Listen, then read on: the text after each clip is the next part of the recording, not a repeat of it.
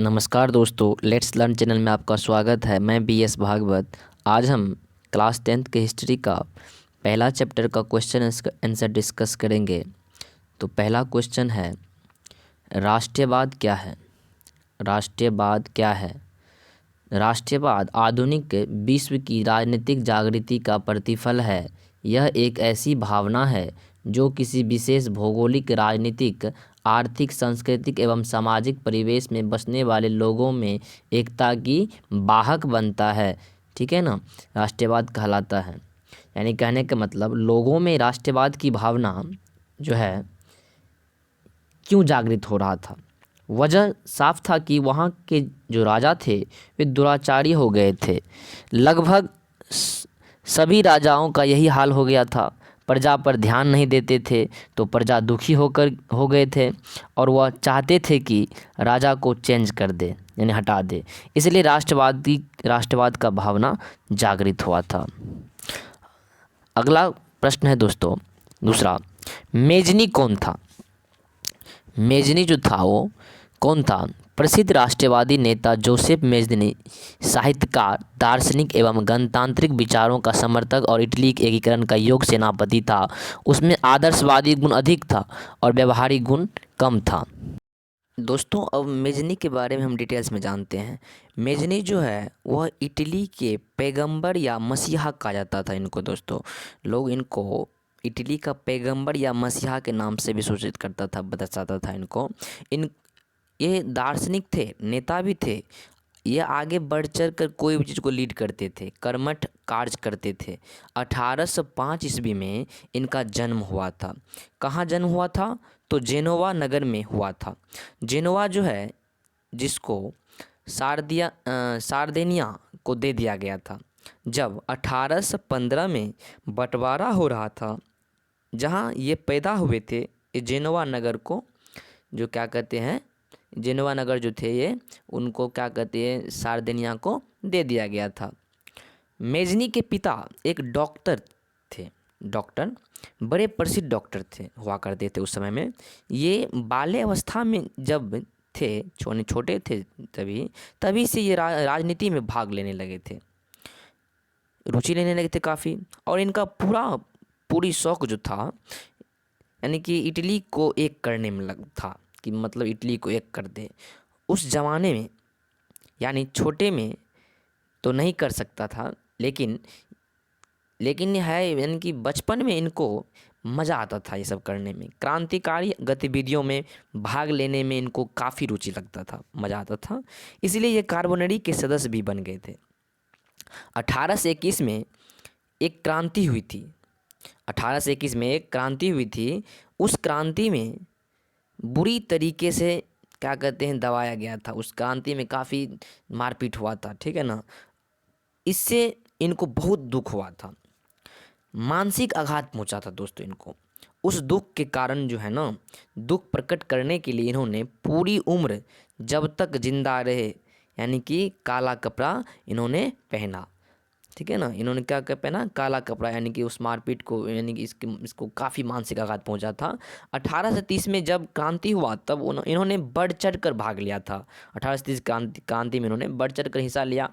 इन्होंने खूब ज़ोरदार तरीके से भाग लिया और इटली को तो एक नहीं कर पाया था उस टाइम में। तो इनको पकड़ कर क्या कहते, एक इटली उस समय एक नहीं था, तो उस टाइम क्या किया था, इनको इटली पकड़ करके इनको क्या किया था, जेल में डाल दिया गया था।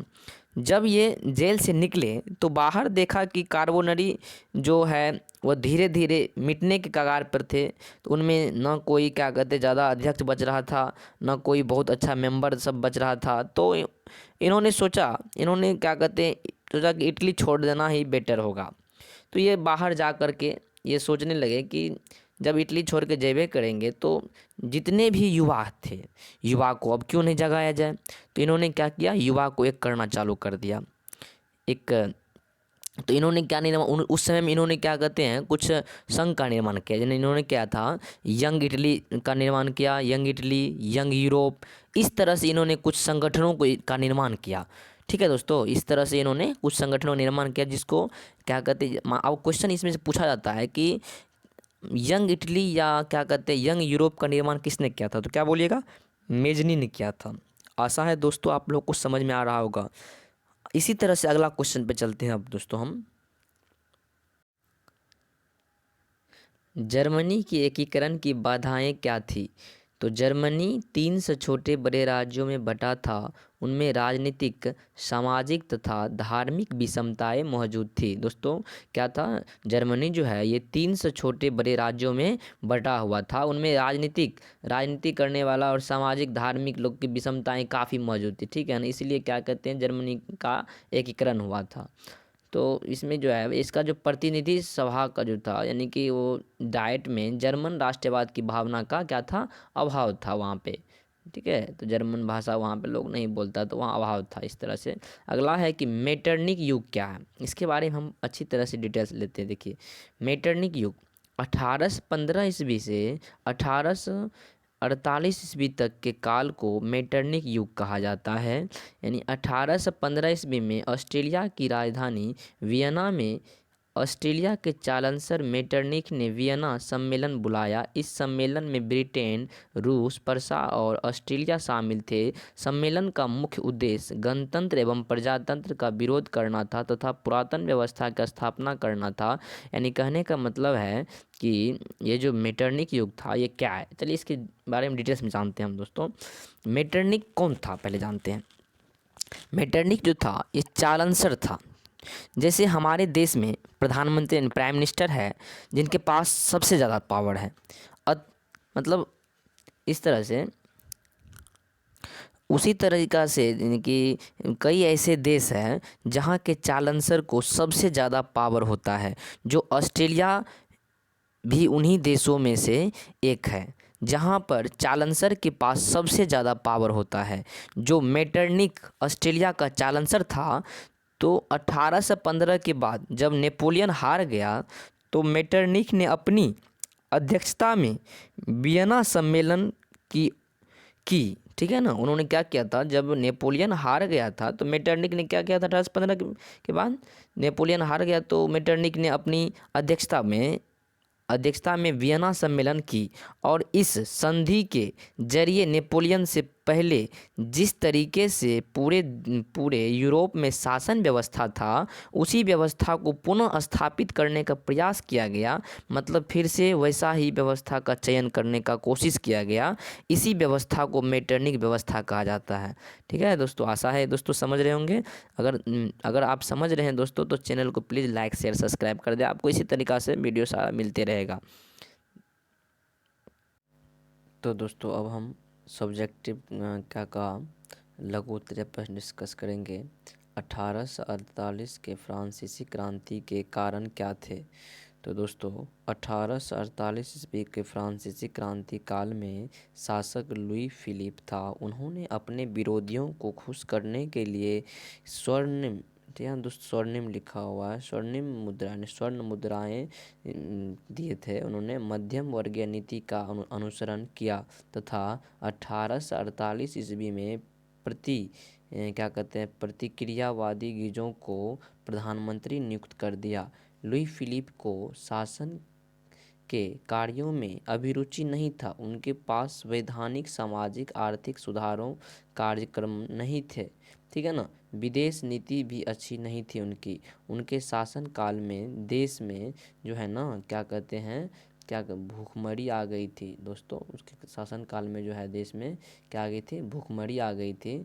इसीलिए दोस्तों इस तरह से आपका उनके काल में जो है ना दोस्तों भूखमरी आ गई थी। उन्होंने यानी कि उसके पास वैधानिक, आर्थिक जो है सामाजिक आर्थिक सुधारों कार्यक्रम नहीं था। विदेश नीति भी अच्छी नहीं थी उनकी। शासन काल में देश में भूखमरी एवं बेरोजगारी फैल गई थी। फलतः 22 फरवरी 1848 ईस्वी को पेरिस में थीथर्स जगह जगह अवरोध उत्पन्न किया गया। लुई फिलिप गद्दी छोड़कर क्या हुआ? इंग्लैंड भाग गया। ठीक है दोस्तों, वहाँ पे लोगों ने क्या कहते हैं काफ़ी आक्रमण किया। अब अगला प्रश्न है दोस्तों, इटली जर्मनी के एकीकरण में ऑस्ट्रेलिया की भूमिका क्या थी? इटली और जर्मनी जब एकीकरण हो रहे थे तो ऑस्ट्रेलिया की क्या भूमिका थी इसमें? तो जानते हैं इटली एवं जर्मनी एकीकरण में ऑस्ट्रेलिया जैसे विदेश राष्ट्रों का हस्तक्षेप बाधक था। महान कूटनीतिज्ञ काउंट काबूर इटली के एकीकरण में सबसे बड़ी बाधा ऑस्ट्रेलिया को मानता था। इटली का जो एकीकरण हुआ था यानी कि सबसे बड़ा बाधा किसको मानता था? ऑस्ट्रेलिया को। 1859 से 60 ईस्वी में ऑस्ट्रेलिया पिंडमाउंट सीमा युद्ध में ऑस्ट्रेलियाई सेना बुरी तरह से पराजित हुई थी, ठीक है ना। जर्मनी के एकीकरण में बिस्मार्क ने 1866 ईस्वी के सेडोवा युद्ध ऑस्ट्रेलिया को बुरी तरीक़ा से पराजित किया। इस प्रकार इटली जर्मनी के एकीकरण से क्या कहते हैं जो दोस्तों, इटली जो है इस प्रकार से जर्मनी के एकीकरण से जो है ना जर्मनी एकीकरण में ऑस्ट्रेलिया का विरोध उत्पन्न असंभव ही था, ठीक है। चलिए अगला है, यूरोप में राष्ट्रवाद को फैलाने में नेपोलियन बोनापार्ट जो है किस तरह सहायक हुआ? तो यूरोप में राष्ट्रवाद की भावना के विकास में नेपोलियन बोनापार्ट के आक्रमणों ने महत्वपूर्ण योगदान दिया। कई राज्यों में नेपोलियन के अभियानों द्वारा नवयुग का संदेश पहुंचा। नेपोलियन जर्मनी और इटली के राज्यों का क्या कहते भौगोलिक नाम का परिधि को बाहर करके उसे वास्तविक और राजनीतिक रूपरेखा प्रदान की, जिससे इटली और जर्मनी के एकीकरण का मार्ग जो है प्रशस्त हुआ। नेपोलियन की नीतियों के कारण फ्रांसीसी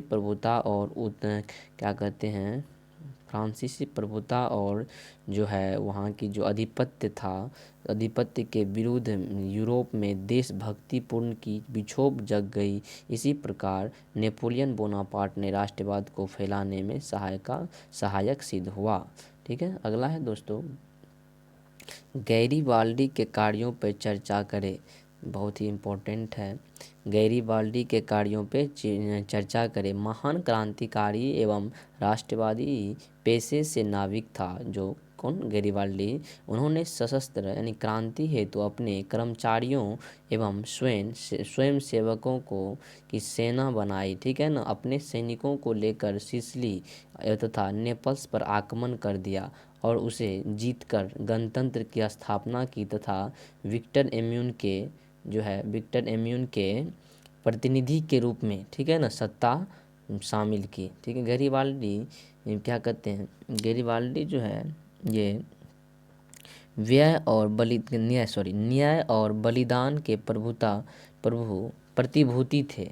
उसके बिना किसी संधि के दक्षिणी इटली के जीते हुए क्षेत्र विक्टर एम्यून को सौंप दिया गया था। अपनी सारी संपत्ति एक साधारण किसान की भांति ये जी रहे थे। गैरीबाल्डी जो थे वे साधारण किसान की भांति ये क्या कहते हैं, ये जी रहा था। इटली एकीकरण का इसे तलवार कहा जाता है। आपसे पूछा जाएगा कि इटली एकीकरण का तलवार किसे कहते हैं, तो क्या बोलिएगा? गैरीबाल्डी को। दोस्तों अगर आपको वीडियो अच्छी लगती है तो प्लीज़ दोस्तों वीडियो को लाइक शेयर सब्सक्राइब कर दें। अगला है विलियम फर्स्ट के बगैर जर्मनी का एकीकरण बिस्मार्क के लिए असंभव था। कैसे?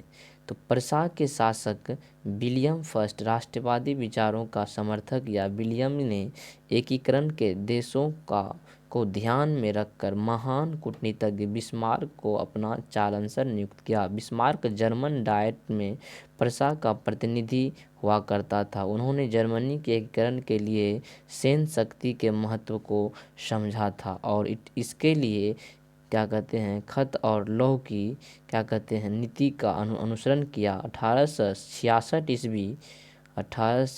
ईस्वी में जो है क्या कहते हैं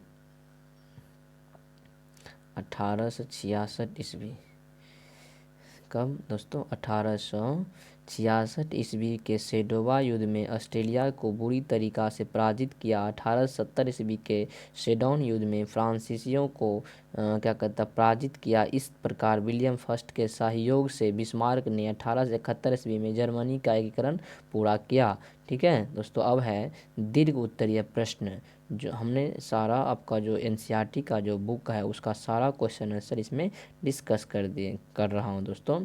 इटली के आशा है कि आप लोग को आप इसका स्क्रीनशॉट ले लेते होंगे या क्या कहते हैं, या इनको कॉपी में नोट करते चलिए दोस्तों। दीर्घ उत्तरीय प्रश्न है, इटली के एकीकरण में मेजनी, काबूल और गैरीबाल्डी के योगदान को बतावे। तो क्या कहते हैं दोस्तों, यहाँ हुआ 20वीं सदी के आरंभ से ही इटली में राष्ट्रीयता का जो है विकास प्रारंभ हो चुका था। प्रसिद्ध राष्ट्रवादी नेता जोसेफ मेजनी साहित्यकार, दार्शनिक, गणतांत्रिक विचारों का समर्थक और इटली एकीकरण का योग सेनापति क्या कहते हैं उसे एक गणराज्य बनाना चाहता था इटली को। यद्यपि मेजनी इटली एकीकरण में असफल रहा, फिर भी उसे इटली एकीकरण का तलवार माना जाता है। किसको? तो क्या कहते हैं मेजनी को। हमने मेजनी के बारे में फर्स्ट में बताया था दोस्तों पूरा डिटेल्स में। देखिए, इटली में सार्डिनिया पिंडमाउंट के शासक विक्टर एम्यून राष्ट्रवादी विचारों का समर्थक था। उससे इटली एकीकरण के लिए काउंट काबूल एक सफल क्या कहते हैं कूटनीतिज्ञ एवं राष्ट्रवादी था। वह इटली के एकीकरण में सबसे बड़ी बाधा ऑस्ट्रेलिया को मानता था। 1853 ईस्वी से 54 ईस्वी के क्या कहते हैं युद्ध के काबर में जो है फ्रांस का समर्थन किया। पेरिस शांति सम्मेलन में इटली की समस्या को कूटनीति के बल पर संपूर्ण यूरोप की समस्या बना दिया।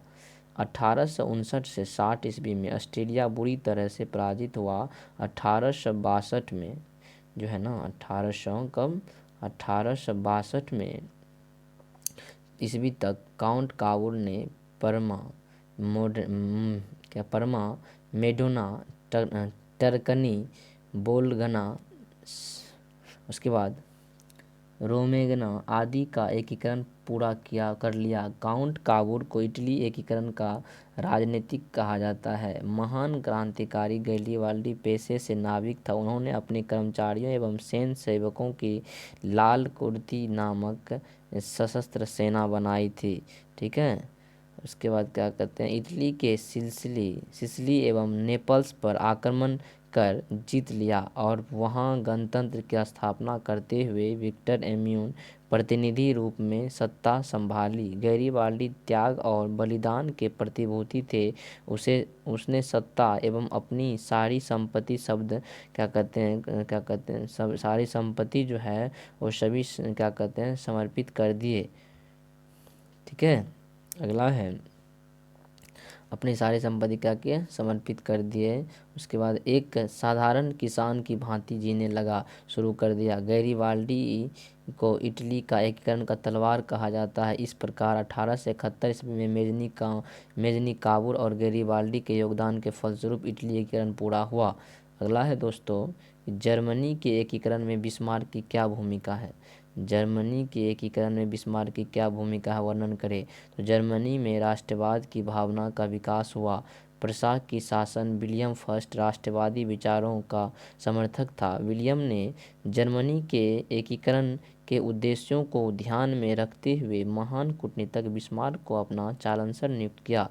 बिस्मार्क जर्मन डाइट में, ठीक है, उन्होंने क्या किया था, बिस्मार्क को अपना चांसलर नियुक्त किया था। बिस्मार्क जर्मन डाइट में जो है ना प्रशा का प्रतिनिधि हुआ करता था। उसने जर्मनी एकीकरण के लिए सैन्य शक्ति के महत्व को समझा था। फलतः इसके लिए उसने 1830 ईस्वी में के ऑस्ट्रेलिया प्रशा संधि का विरोध करना शुरू कर दिया। बिस्मार्क के नेतृत्व में एकीकरण की शुरुआत हुई।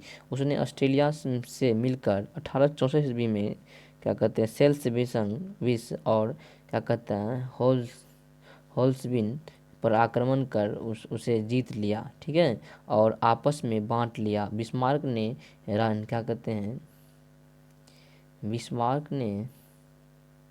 नीति के तहत है ना बिस्मार्क ने नीति के तहत ऑस्ट्रेलिया से करना असंभव ही था। ठीक है ना, यानी कि अतः ऑस्ट्रेलिया अपने अपमान से युद्ध ध्रुव होकर 1866 ईस्वी में प्रशा के खिलाफ सेड्रोवा में ठीक है ना, युद्ध की घोषणा कर दी। इस युद्ध में ऑस्ट्रेलिया बुरी तरीक़ा से पराजित हुआ। इस तरह जर्मनी एकीकरण का 2/3 कार्य पूरा हुआ। शेष जर्मनी के एकीकरण के लिए बिस्मार्क ने स्पेन में राजगद्दी के मुद्दे को लेकर फ्रांस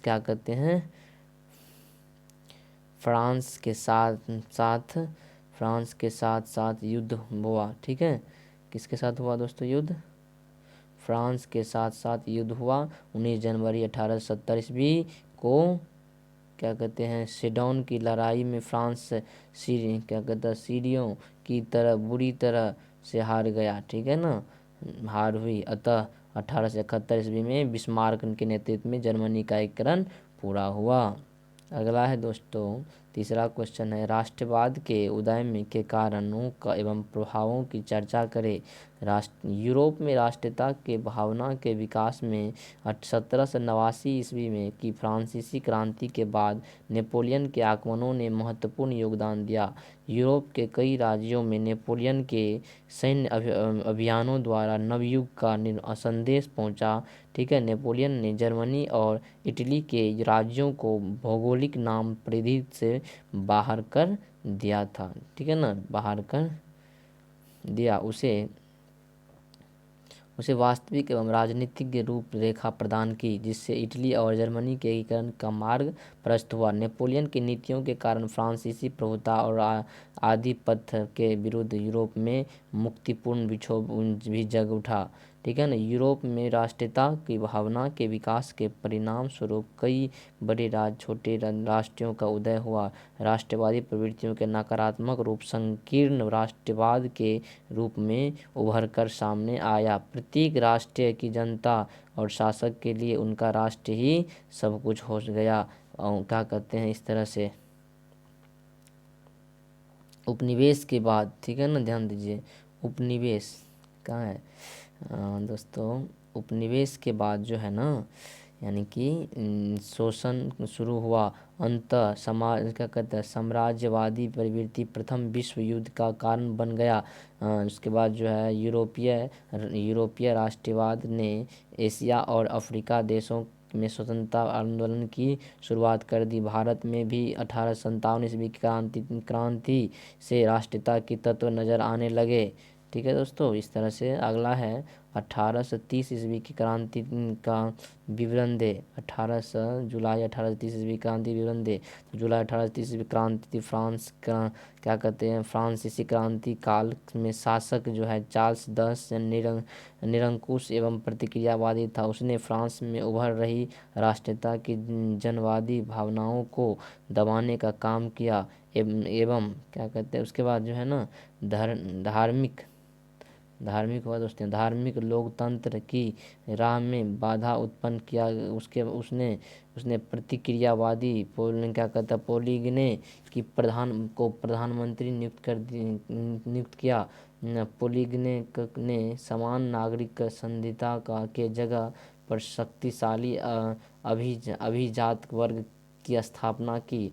उदारवादियों ने इसे क्रांति का षड्यंत्र समझा।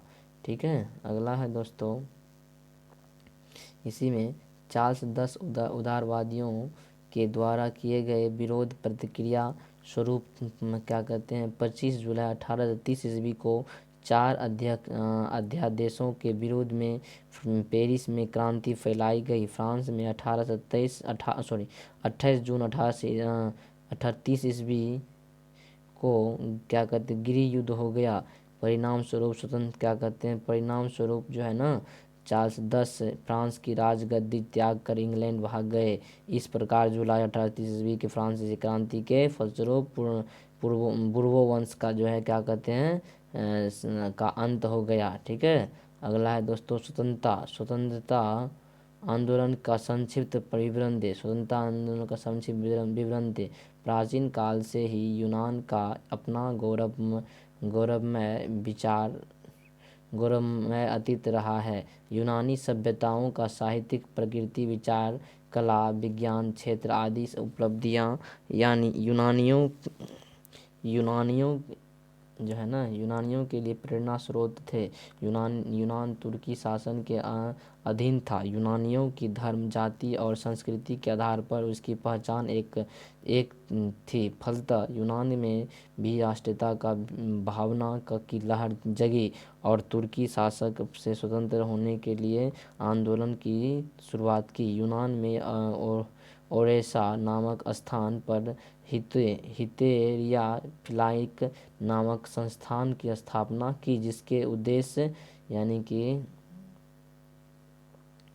जिसका उद्देश्य यूनान में तुर्की शासक की का बाहर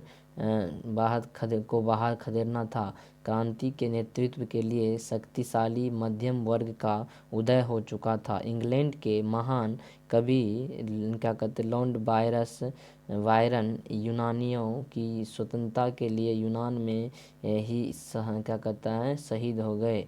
यूनान में तुर्की शासक के द्वारा स्वतंत्रता संग्राम में शामिल लोगों को बुरी तरीक़ा से क्या कुचल शुरू किया गया। 1821 ईस्वी में जो है ना, देखिए दोस्तों, 1821 ईस्वी में जो है क्या कहते हैं अलेक्जेंडर सिलानी के नेतृत्व में विद्रोह शुरू किया गया।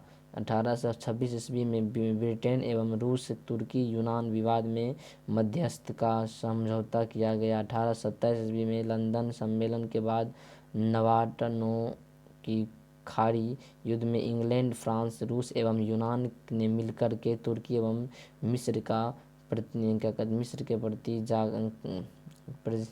मिस्र को पराजित कर दिया। अंततः 1829 ईस्वी में एड्रियानोपल की संधि हुई 1832 ईस्वी में। ठीक है दोस्तों, इस तरह से आगे हैं यूनान स्वतंत्र हो गया और बावेरिया के शासक ऑटो को का यूनान का राजा घोषित कर दिया गया। दोस्तों क्या कहते हैं, अगर आपको ये वीडियो अच्छी लगी हो दोस्तों, बहुत मेहनत लगता है वीडियो बनाने में दोस्तों, तो प्लीज़ क्या कहते हैं लाइक शेयर सब्सक्राइब कर दे। आपके एक लाइक शेयर सब्सक्राइब से दोस्तों मोटिवेशन मिलता है। दोस्तों आगे क्या कहते हैं इसका सेकेंड पार्ट चैप्टर जो है और उसका ऑब्जेक्टिव प्लस क्या कहते हैं सब्जेक्ट दोनों डिस्कस कर देंगे दोस्तों। आशा है दोस्तों आपको समझ में आया होगा। दोस्तों कॉपी में नोट कर ले। धन्यवाद दोस्तों।